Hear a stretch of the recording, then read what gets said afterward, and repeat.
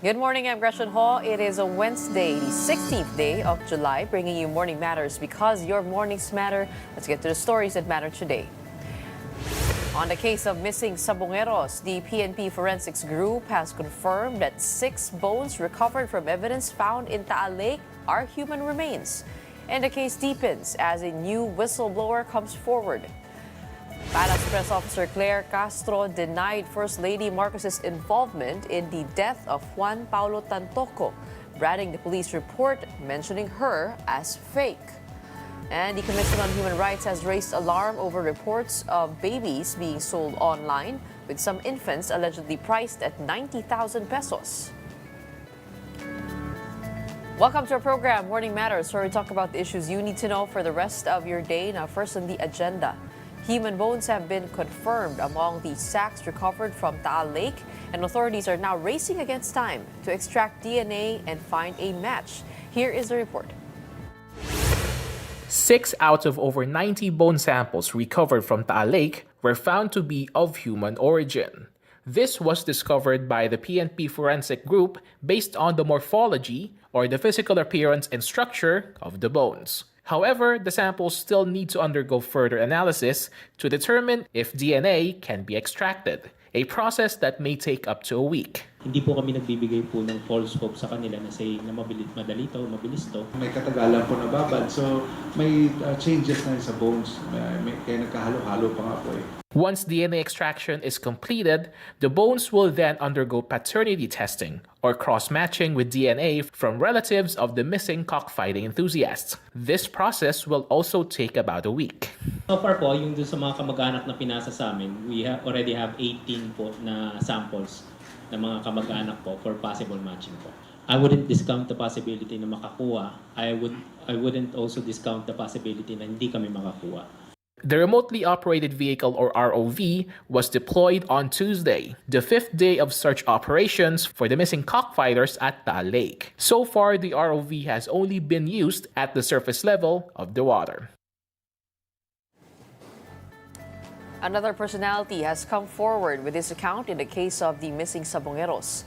The so-called witness, a local official from Laguna, admitted to serving as a master agent in cockfight operations in Calamba. Mobile journalist Merimon Reyes has the report.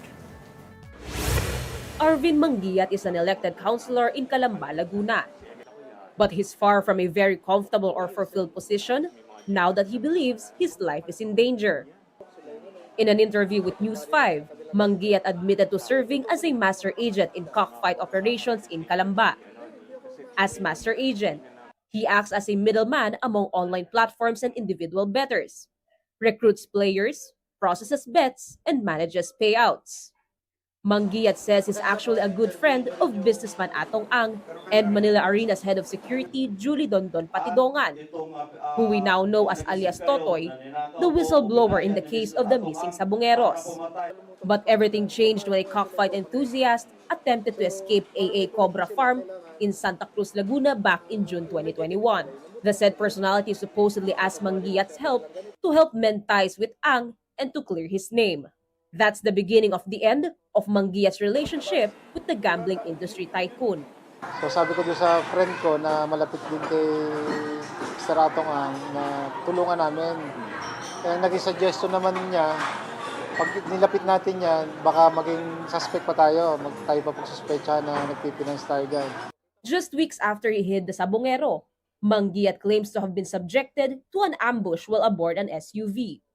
He sustained 80 gunshot wounds all over his body, but miraculously survived. Solo lang ako doon sa sakyan ko kung magmamaneho. So may humarang sa akin na 2 Fortuner, tsaka may 2 motor silang kasama. Yun, sabay-sabay silang namumutok. So sa pagkakatanda ko, 6 yung namumutok sa akin na puro mga naka-Bushmaster. Kaya estimate ko nasa kulang-kulang 200 na bala yung ginamit nila sa akin. Back then, Manguiat believed that it was Patidongan who initiated the ambush against him, along with Calamba policemen whom he alleges were in cahoots with alias Totoy. 4 years after, Patidongan went public with his testimony. According to the self-proclaimed whistleblower, Manguiat was also on the hit list. Pinapaambos yan ni Mr. Atong Ang sa halagang 2 million. Dahil ang akala ni Mr. Atong ay ito si Arvin Manggiyat, siya ang pinanser ng Manchuchupi. Ngayon, minisyonan na pinapaambos. Kinabukasan, parang gusto na manghingi yung mga dumali kay Manggiyat. Sabi ko kay Mr. Atong bakit ko bigyan ng 2 million yan? Eh hindi naman namatay si Marvin Manggiyat. Kasi nung ma-ambush naman ako, hindi ko sinaspect si Mr. Atongang. At wala sa hinagap ko na magagawa niya yun sa akin. Unang-una, wala naman akong naging utang nung master agent ako. Despite the attempt to his life, Manggiyat did not file charges, at least not yet. He first requested a ballistics test and cross-matching of bullets used on him during the ambush. And on the firearms of policemen, Patidongan is tagging in the incident. On Monday, Patidongan filed administrative complaints against 12 PNP officials. Those in active service collectively denied any involvement, saying they are surprised that they are being baselessly dragged into the issue. But as soon as they received a copy of the formal complaint, they promised to respond at the proper forum and at the appropriate time.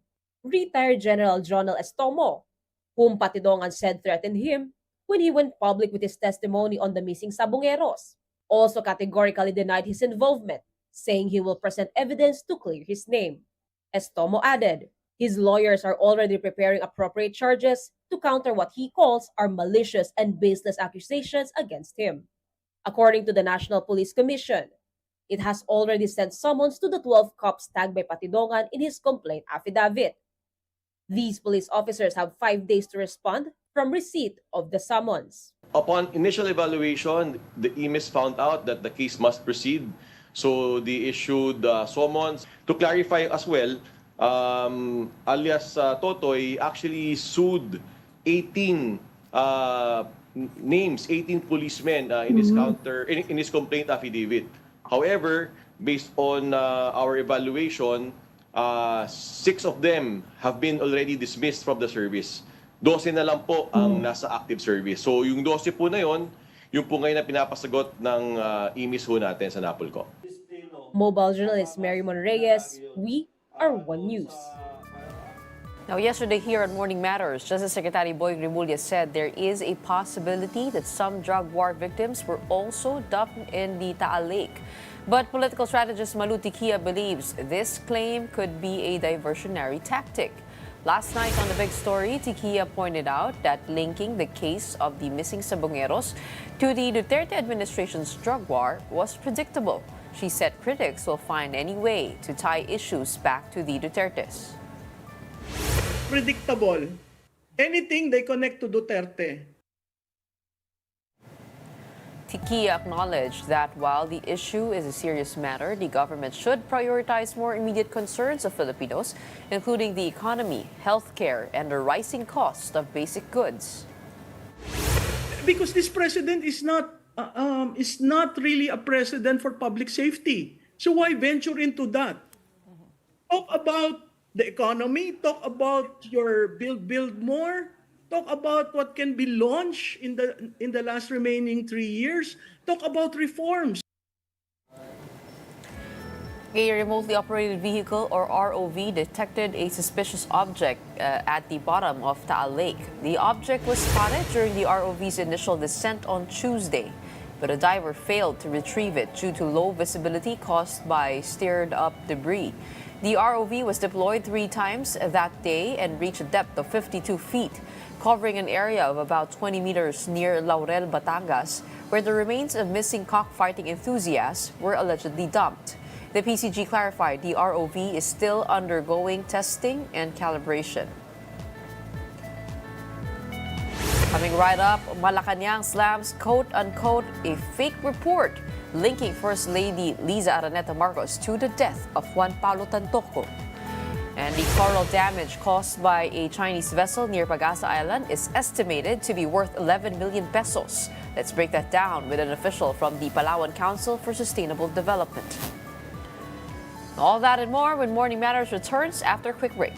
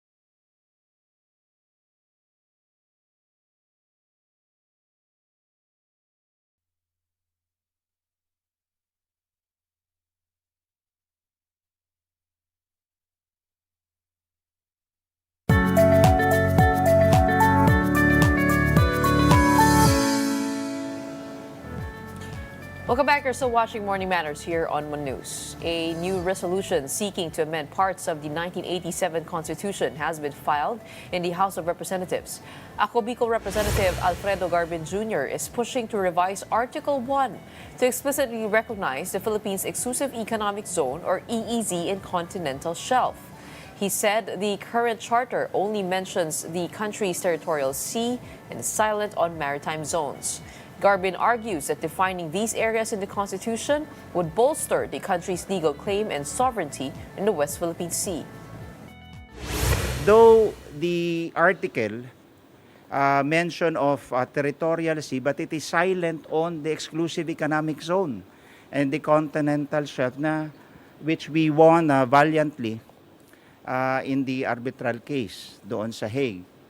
And though it also speaks of all other territories over which the Philippines has sovereignty or jurisdiction, which might arguably include the exclusive economic zone.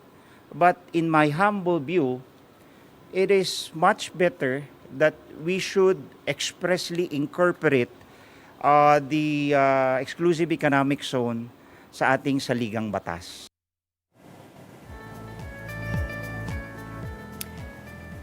The Philippines is launching a reef rehabilitation program after a Chinese vessel damaged coral reefs near Pag-asa Island in the West Philippine Sea. A joint assessment found the grounding incident affected nearly 465 square meters of reef, with damage valued at over 11 million pesos. The Philippine Coast Guard will assist in restoration while the government pursues legal action against China. Officials said the move reflects the Marcos administration's firm stance on protecting marine resources and territorial sovereignty. Joining us to explain the extent of the damage and what is next for reef rehabilitation is Attorney Teodoro Jose Mata, Executive Director of the Palawan Council for Sustainable Development. Magandang umaga po sa inyo, Attorney. Magandang umaga, Gretchen. And magandang umaga sa lahat ng nanonood. Thank you. Okay, unang katanungan po, no, Attorney, no? First, I guess, what led to the joint assessment on this area being done? Was there a particular event that you noticed, or has this been going on for a long time?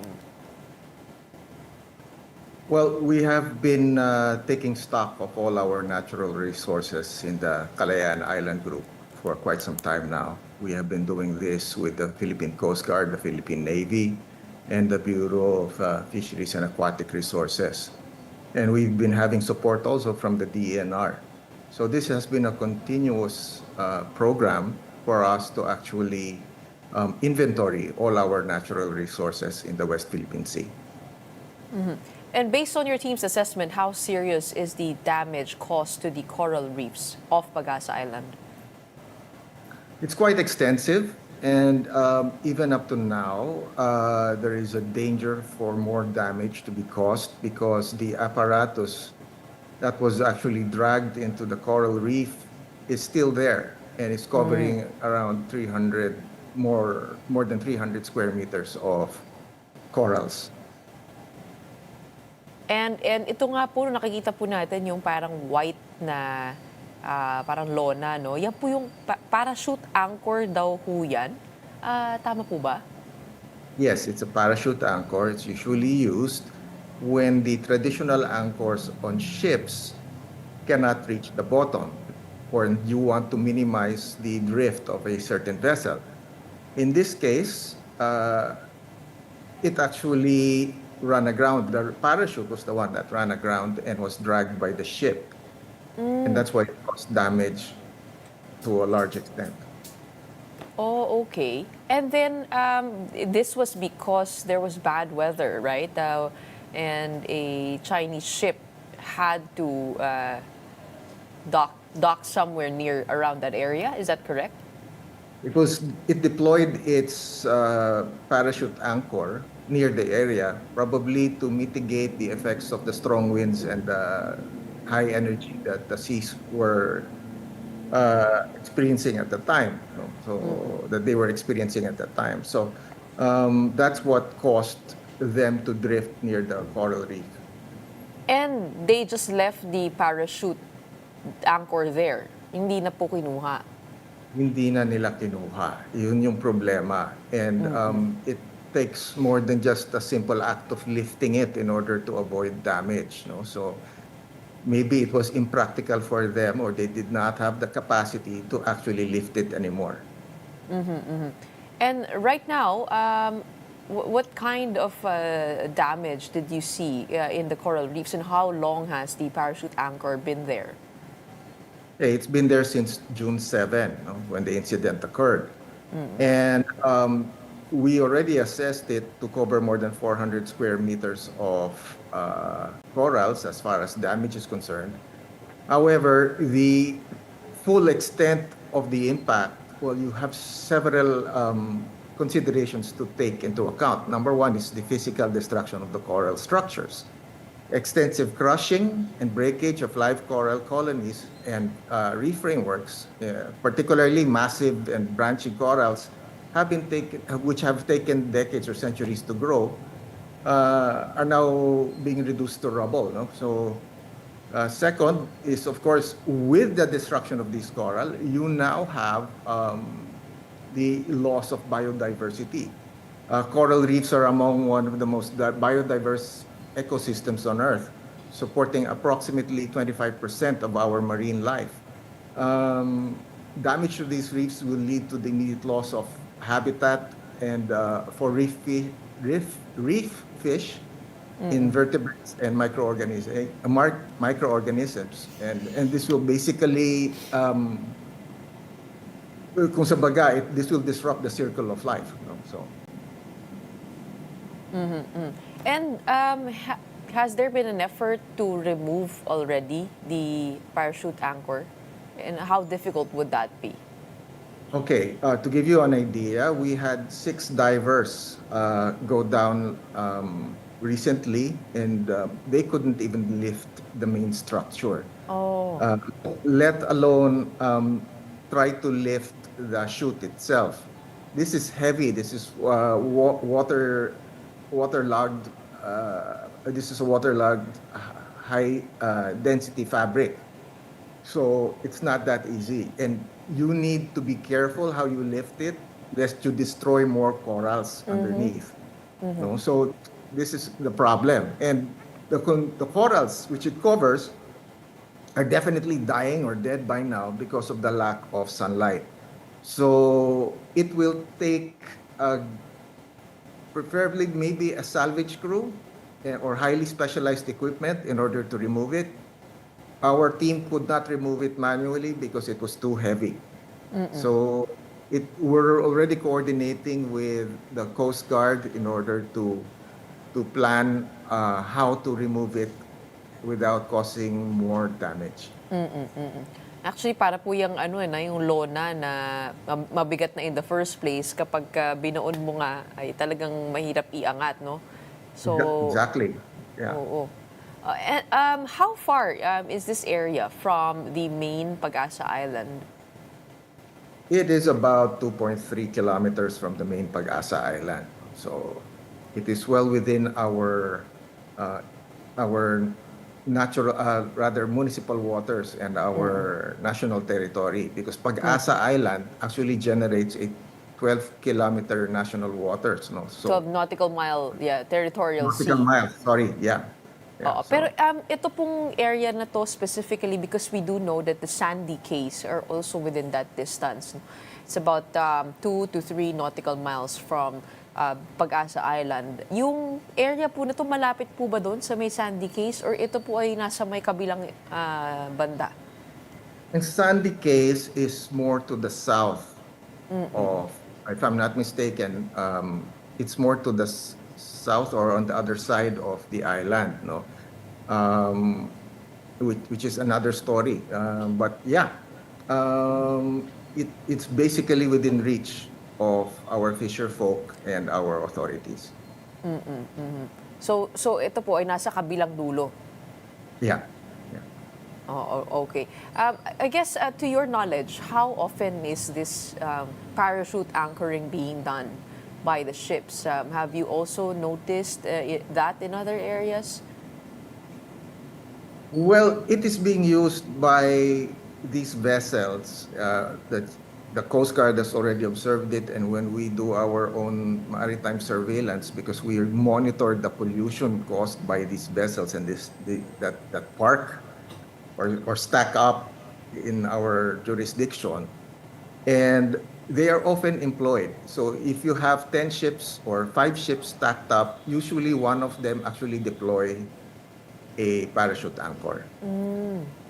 And when we say vessel, ito po ba yung maritime militia vessels? Yes, these are what we refer to as the maritime militia vessels of China. So they're the ones who are actually lingering and loitering within our jurisdiction. Actually, nakapunta na po ako dyan sa may Pag-asa Island at nakita ko nga po yung dami ng maritime militia vessels. They are, a huge in number compared to the Chinese Coast Guard ships and the Chinese Navy ships. Sila po talaga yung parang, sabi nga nila, maaaring ginagamit to do blocking moves and to establish some sort of presence in the area, which makes me wonder if the damage also caused by the Sandy case, which was the subject of a maritime exploration, could have been caused by the activity of those maritime militia ships. Yeah, that's the subject of another study we are actually conducting. We've had several sorties within the Sandy Cay area or the Pag-asa Cay area. And we continue to study it carefully with historical data also. And we've been taking samples and cross-checking the DNA of the rubble in the area. And there's a good possibility that there are causes attributable to these vessels. No? So it's still, the research is still under wraps. We're still conducting it. So I really can't discuss at the moment. Pero meron na po bang, at least with what you can share with us, meron na po bang parang findings when it comes to the corals discovered on top of the Sandy Cay and the corals underneath? Matching po ba yun? Because the other allegation here is that they could have been dumping the dead corals there to beef up their claim over the Sandy case para ito po ay manatili na isang island. We have access to certain data right now and we are conducting the research still. But there are indicators that somehow reveal a story that there has been deliberate placing of certain debris in certain areas. And not only in the Pag-asa case, we're also looking at other reefs. So this is still under investigation. Oo. Yun nga, saan po kaya pwedeng manggaling yun, ano? Actually, Gretchen, ang mahirap kasi dyan is, it's highly improbable that a DNA from a certain area be scattered over 6 or 7 different areas. So these are rubble. And when you collect and you analyze their DNA, they come from one area. So usually, sea debris does not travel that far. There's only a certain pattern that they go to or they follow. So we're still studying that. So yung pattern na nakikita natin kasi parang nanggagaling lang sa isang lugar. Yes. Yes. Okay. Very interesting. That's not yet final or conclusive. We're still working on it. So. Okay. When it comes to the amount of the damages that the Philippine government is asking from China, you have pegged it at 11.1 million pesos. How were you able to come up with that number? Okay, we're actually using similar valuation that we use for Tubataha reefs. No? So, and Tubataha reefs is overdue for revaluation. We're using it at 12,000 per square meter. This was valued decades ago. So, and Tubataha reef right now is undervalued. We're thinking more like in the 24 to 36,000 pesos at the very least per square meter. So we're using the Tubataha valuation on the same area on Pag-asa area, and then we also impose a 12,000 peso per square meter rehabilitation cost. So that's why we came up with a 24,000 peso penalty per square meter, and that's what we're imposing at the moment. Kumbaga parang meron pong value yung mismong area and also the rehabilitation cost that the Philippine government will incur. All right. Thank you so much for breaking that down for us, and we hope that this gets resolved soon. It is, as you mentioned, centuries worth of biodiversity, and we hope it is actually documented well for our claim to our Philippine territory. In the meantime, maraming salamat po, Attorney Teodoro Jose Mata, for joining us Thank today, you. the Executive Director of the Palawan Council for Sustainable Development. Moving on over to other matters, Malacanang denies speculation of the First Lady's involvement in the death of Rustan's Commercial Corporation Executive Juan Paulo Tantoco.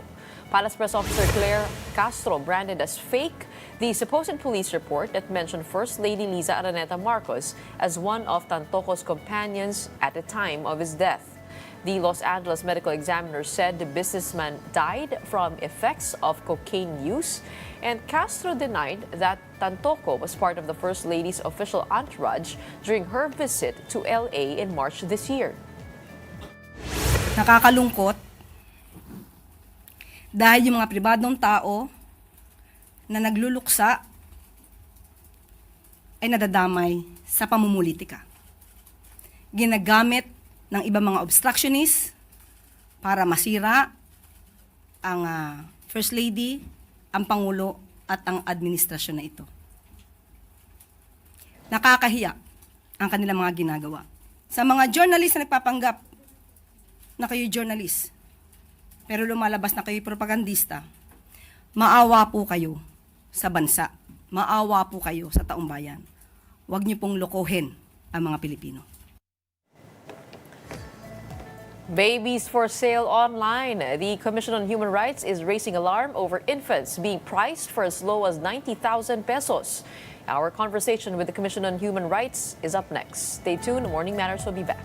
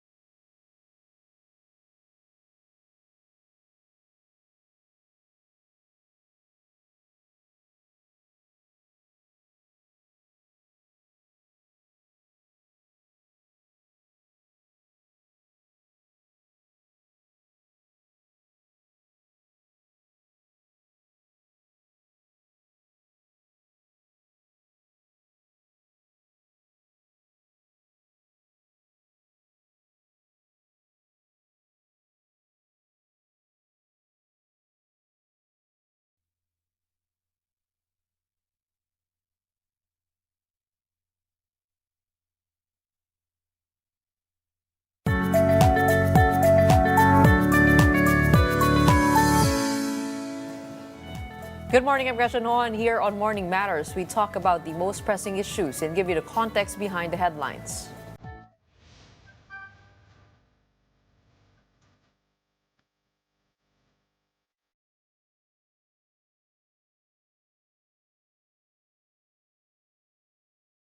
The Commission on Human Rights is sounding the alarm over the growing number of babies being sold online, often by their own families. CHR Commissioner and spokesperson attorney Beda Epres called the trend deeply alarming, noting that multiple cases are now under investigation.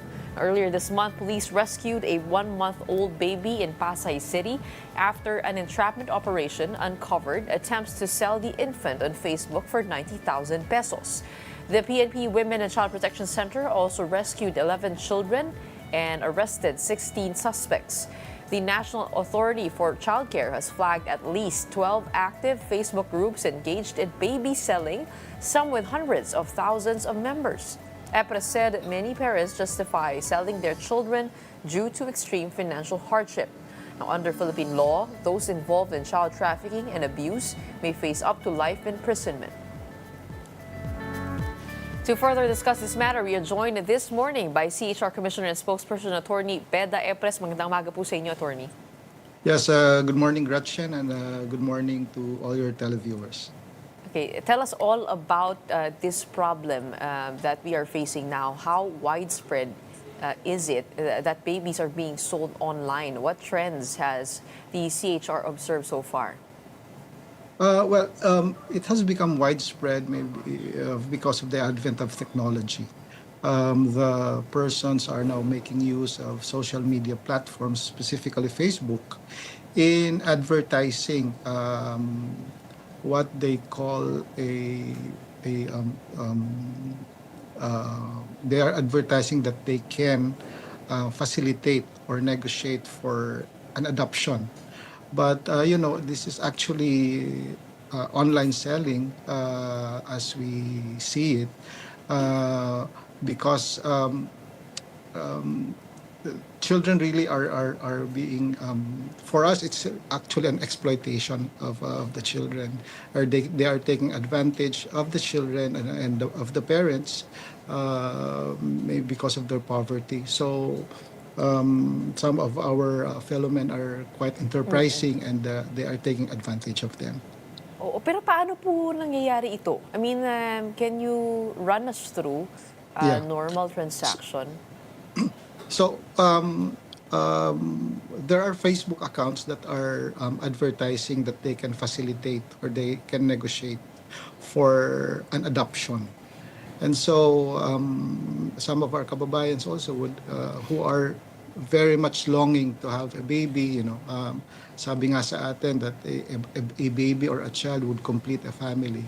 So, nakikipag-negotiate sila with these Facebook accounts. And then, yun actually yung transaction.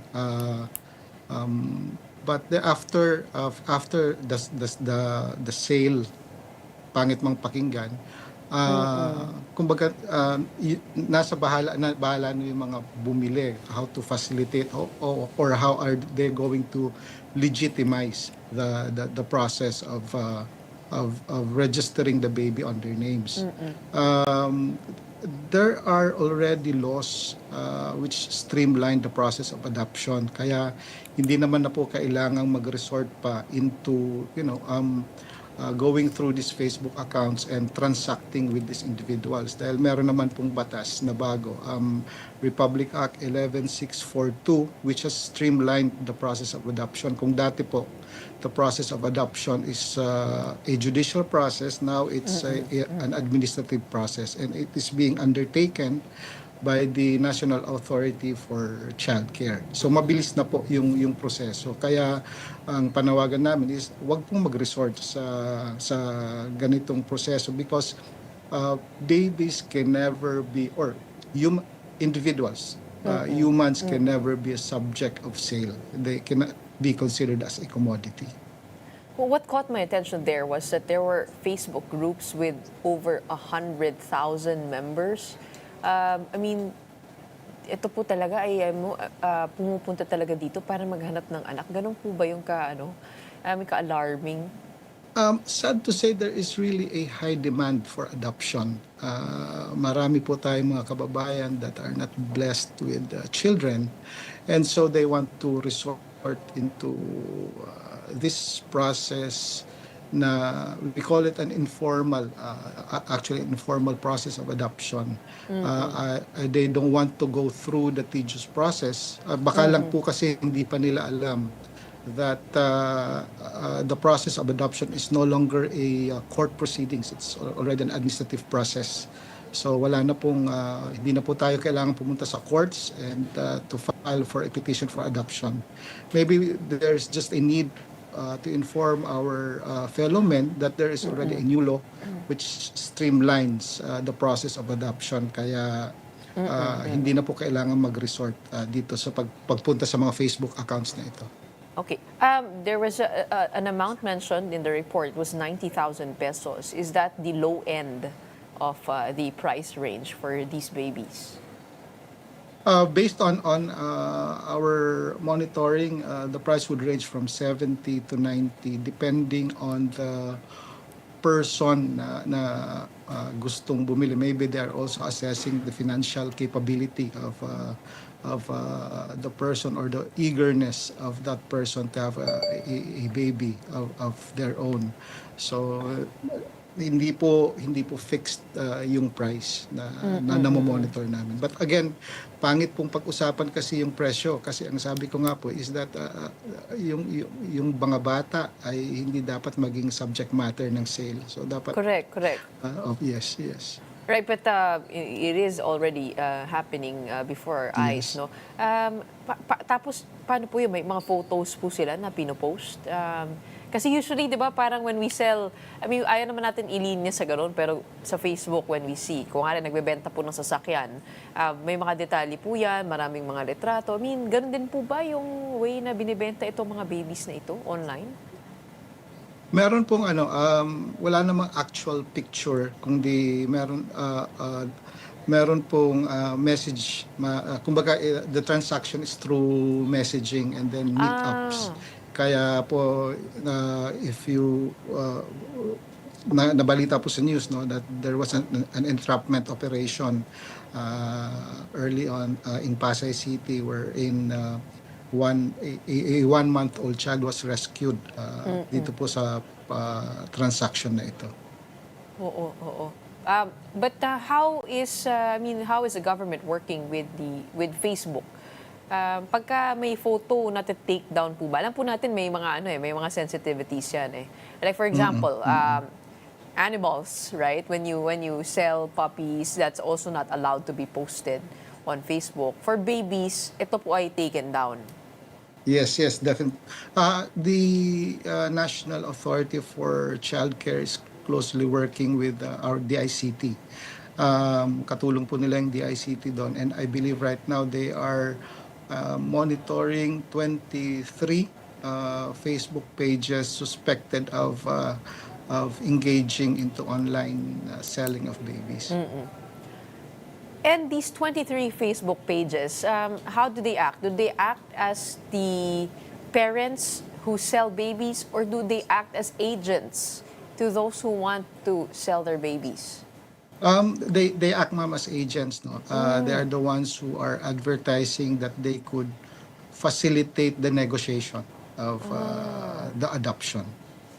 So may may cut pa yun dun sa 70 to 90,000. Well, definitely po because again, as I've mentioned earlier, they are taking advantage of the situation of the poverty maybe of the parents. Kaya ganun po yung nangyayari. But wala naman pong pamilya no who is making this a business. Wala pa kayo na monitor na gano'n o meron na po?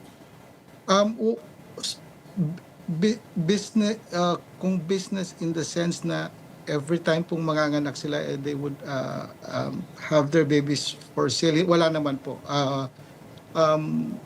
On the part of the parents, we are actually nakikidumamay rin po kami sa kanila because some of the parents we have interviewed, ang sinasabi nila, it's really because of poverty and they are hoping na yung parents na mapupuntahan ng kanilang anak would give them, their children or the child a better future, mas magandang kabuhayan kaysa doon sa pwedeng maibigay ng natural parents. And that's the reason why pumapayag sila to have their babies adopted. Okay. With those that you were able to catch in the entrapment operations, ano po yung mga kinaso po dito sa kanila? What are the violation of? Based po doon sa aming coordination with the Philippine National Police, particularly the Women and Child Protection Center, they were able to apprehend 16 perpetrators, and charges were filed against them for a violation of Republic Act 7610, specifically on child trafficking. So far, isa pa lang po ang na-convict, and the others they're still ongoing po yung trial against these perpetrators. Ito po ay makakaso laban sa mga nagbebenta ng kanilang anak or laban sa bumibili or doon sa ahente? Sino po ang makakasuhan dito? If we're going to look at it as well, definitely, ma'am, it's the person who was who facilitated the sale. Kaya nga po nire-rescue po natin yung mga bata. On the part of the parents, tinitingnan namin kailangan ba silang makasuhan pa, because first is ang nag-udyok sa kanila is poverty, and if alam niyo po, tinitingnan din namin na if ever they'll be found guilty, makukulong sila, who take good care of the children. Tinitingnan po rin po namin yung aspeto na yon. And isa rin po sa tinitingnan namin is that was there a deception or on the part of the so-called agent na nagpa-facilitate nito. Baka naman po kasi on the part of the agent, ang sinasabi sa magulang that we can help you facilitate the adoption, pero minsan blind din po sila doon sa ang procedure na pala is pagbebenta and kumikita yung agent as a result of the posting of this online selling. So yun po yung mga tinitingnan din namin. So it's not conclusive yet. We're still researching on the data Yes, yes, ma'am. actually that happens. But on the part of the buyer, meron po bang kaso na pwede ring isampa dun sa bumibili? That is a clear case of child trafficking kasi sila po yung nag-benefit. So it's actually a very complicated case because some of the alleged buyer, ang sinasabi nila, lumapit kami doon and with a clean intention of adopting the baby.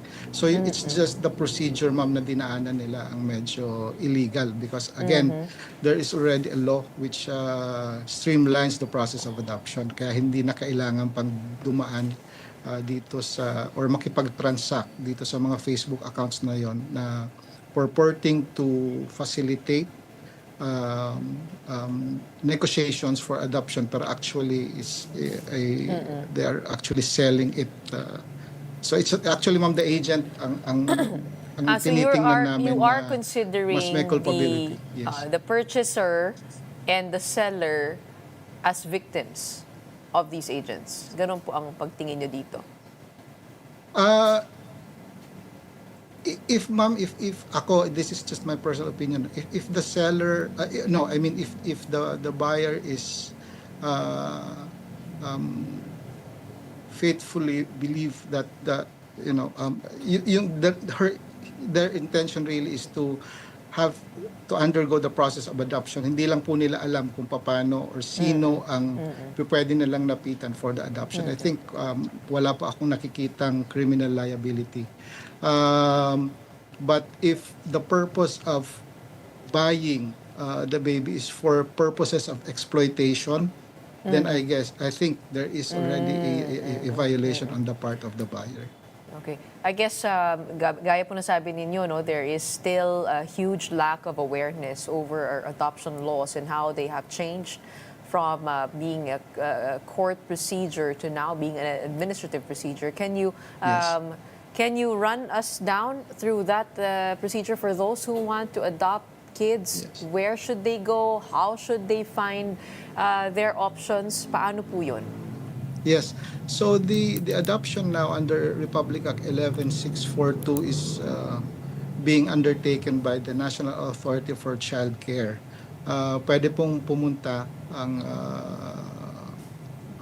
individuals who wants to adopt doon sa office nila or with the regional offices of NACC.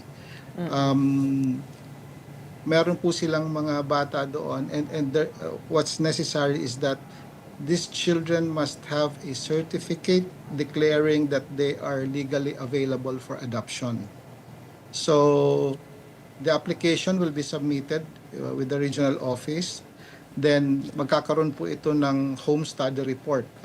The social worker will look into the applicant's capability of taking care of a child, his financial capability, the background, and the readiness to have a child. Then nagkakaroon po ito ng matching whether the child is suitable para po doon sa kanyang magiging bagong family. And after that, magkakaroon po ng supervised trial custody.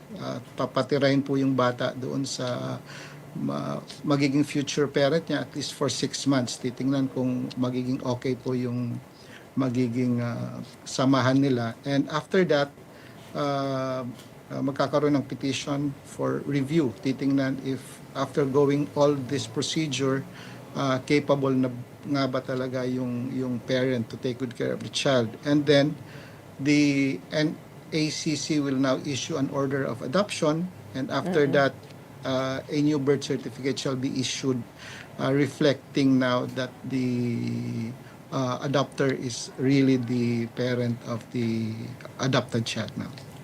I guess another thing that could be a deterrent here would be if the parents who purchase babies would, encounter some hurdles getting the official documents, right? Like kapag nakita po na track po natin na hindi sa tamang proseso, maaari nating ma-flag. Tell us all about that. I mean, how do these babies who are purchased, how do they get their birth certificates? Marami po ba tayong loopholes? Madali lang po ba yun? It has been practiced, ma'am, decades ago siguro yung tinatawag. It's actually illegal because there is actually a law punishing this. Yung tinatawag po nating simulation of birth. Nung unang panahon po, ang ginagawa ng mga gustong magkaroon ng anak is that they would talk to their relatives. Baka pwede na i-adapt ko na lang yung anak mo, ganon. So ganon po yung nangyayari noon. And then, palalabasin na lang po nila that they are the natural parents by registering the baby, yung tinatawag po nating late registration. And pinapalabas na lang po doon sa application for registration ng birth that Sila na yung the parent. adopter is the natural parent. This is illegal, ma'am. It's a violation of one of the provisions in the revised penal code on simulation of birth. So dito po sa nangyayari ngayon, ina-advertise that they could facilitate the adoption, they could negotiate for an adoption. So ganun po yung nakikita naming magiging papeles po, nagagawin. pati yung papeles Yes. at late registration, yun din, inaayos po rin ng ahente yun. You mean the process, ma'am? Yes, the of late registration. Of registering? Yes. Yes, ginagawa na rin po. So, ang nakikita nga po namin dito is that they, ayokong sabihin na baka yun ang maging defense nila. So maybe I'll just say it off the air kung paano po iyon. But then yes, if ina-facilitate po nila lahat ito, late registration. Yes. Actually, this happens. Tama po kayo. This happens a lot in poor families, impoverished families, that they would rather have a relative who is financially capable to take care of their own child, lalo Yes. na po kung marami. ang naging anak at hindi na kakayanin. Kaya talagang pinapasa na no, sa kamag-anak. I guess yun yung pinagmumulan yan. But it is, good taking a look at, because as we see in online gambling, when technology is put in the process, it exacerbates the existing problem and magnifies it by how many times. I guess thank you so much for enlightening us about those processes, and we do hope that this gets a resolution and a clearer study so we could work on it. Maraming salamat for your time today. We have CHR Commissioner and Spokesperson Attorney Beda Epres. Thank you, Gretchen. Thank you. Don't go away. We'll be back right after a quick break.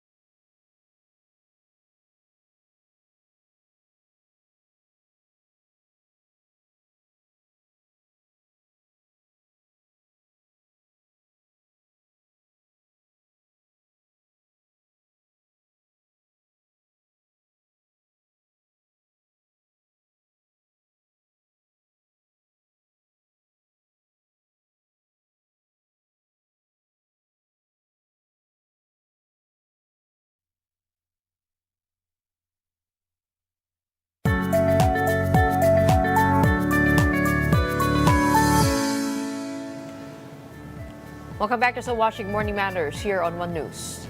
Lawmakers from both chambers of Congress are filing more bills to ban online gambling.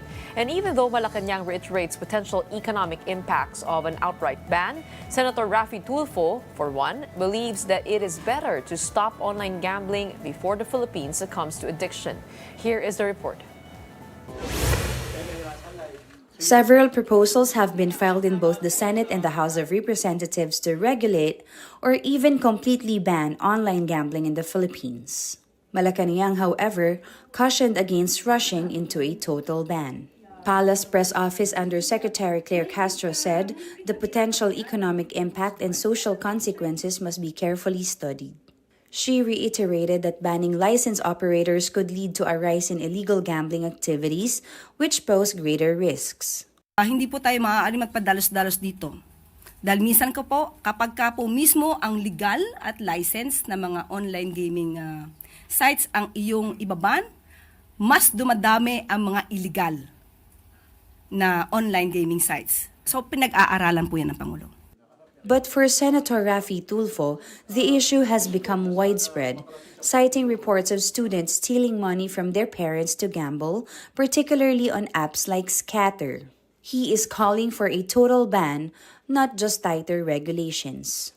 Sa programa ko sa Wanted sa radyo, hindi ko na mabilang recently yung puntahan ng mga magulang na nareklamo, yung kanilang mga asawa, anak, especially mga estudyante, hindi na nakapag-aral, napupuyat, at nangungupit na sa kanilang mga magulang para lamang makapag-online gambling. Especially itong Scatter. Sobrang lala na. Something has to be done. That's why I'm filing a bill na total stop. Hindi yung regulated. Hindi yung strictly regulated. For me, no. It has to stop. Grabe na. Kailan tayo titigil kung bagsak na ang ating bansa?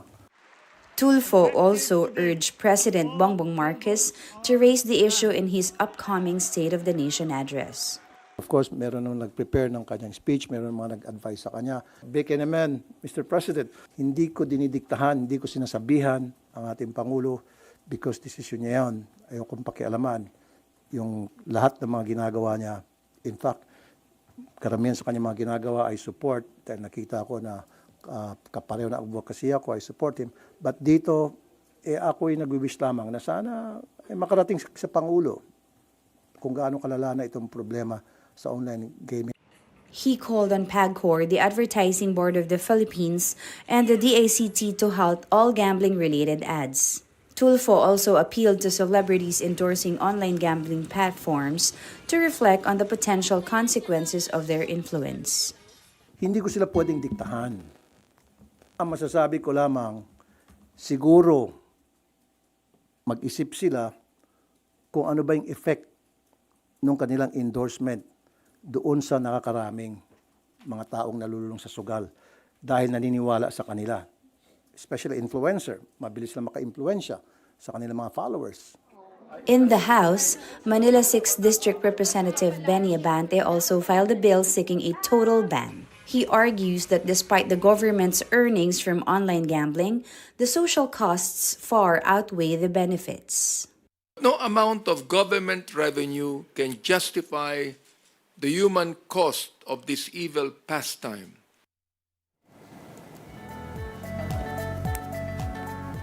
Agents from the NBI and PAOK have raided an online lending office in Pasig City following thousands of complaints of harassment and threats against clients who failed to repay loans. At least 150 employees were present during the raid, where authorities seized laptops, phones, SIM cards, and a server used for SMS blasting. Some employees denied wrongdoing, though a printed harassment rules script was found on site. Criminal charges under the Anti-Cybercrime Law, Data Privacy Act, and SIM Registration Act are now being prepared against those involved. In every month, nasa 156,000 ang mga nabibiktima ng OLA. 2 weeks ago, may report sa amin na may nagpakamatay na naman. Dahil nga sa kahihiyan. Kasi ang labanan kasi dito, pag nangutang ka sa mga ganitong online lending, isinusurrender mo yung iyong contacts, sinusurrender mo yung mga pictures mo, kasama na rin yung pictures mo dun sa Facebook account mo or other account mo. So, na-access nila yon. Ngayon, pag hindi ka nagbabayad, minsan padadala nila yung picture ng anak mo, ganda pala ng anak mo, o ito pala yung bahay mo, siguro sarap sunugin yan. May mga ganun pananakot. Bukod sa napakataas na ng interest ay kung makapaningil pa ay kumurahin, kung takutin ang ating mga kababayan. So nakita namin ni Sir na merong talagang namumuno na foreigner. And that wraps up today's episode of Morning Matters. We hope we've given you the right start to your morning. Let's go ahead and make the day matter. My name is Gretchen Hall. We're One News, all sides, all the time.